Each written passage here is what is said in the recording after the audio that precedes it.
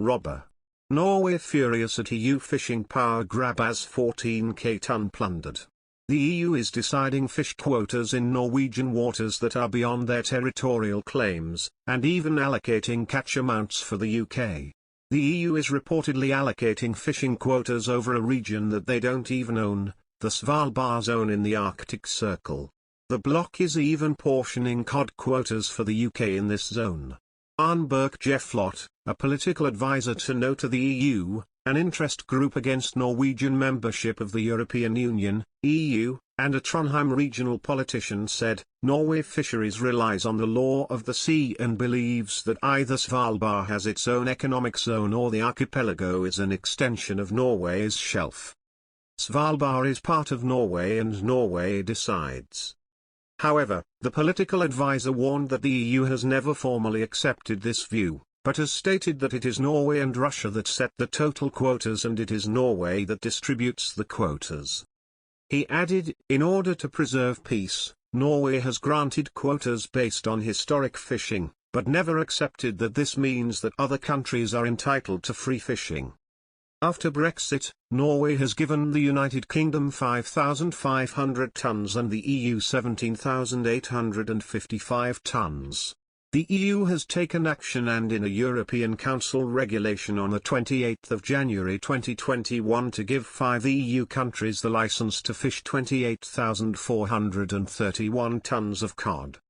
Yes, they have also set the quota for the UK, which they believe should have no more than 4,323 tonnes.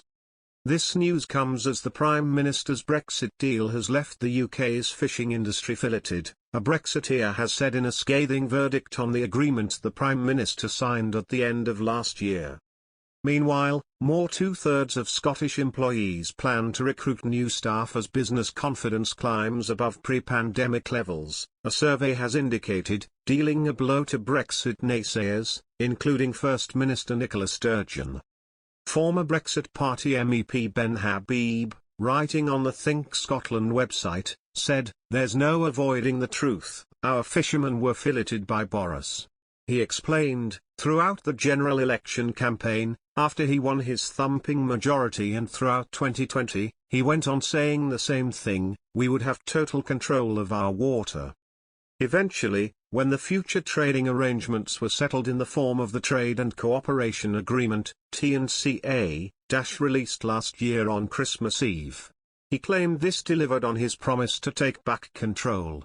The EU-UK Trade and Cooperation Agreement concluded between the EU and the UK sets out preferential arrangements in areas such as trade in goods and in services, digital trade, intellectual property, public procurement, aviation and road transport, energy, fisheries, social security coordination, law enforcement and judicial cooperation in criminal matters, thematic cooperation and participation in union programs.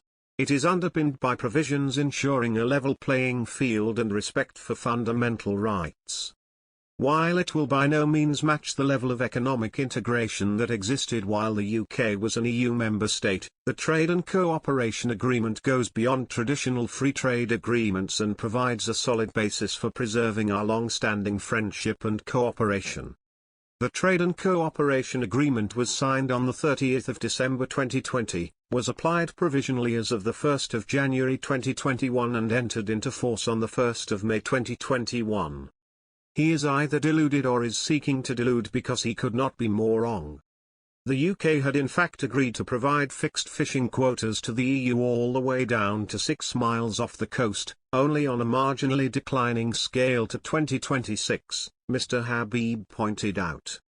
He added, after 2026 we cannot freely alter the quotas agreed with the EU.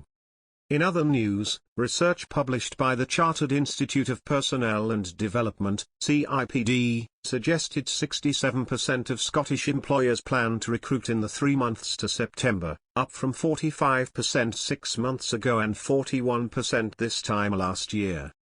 The Labour Market Outlook survey involved more than 2,000 UK employers covering all sectors of the economy.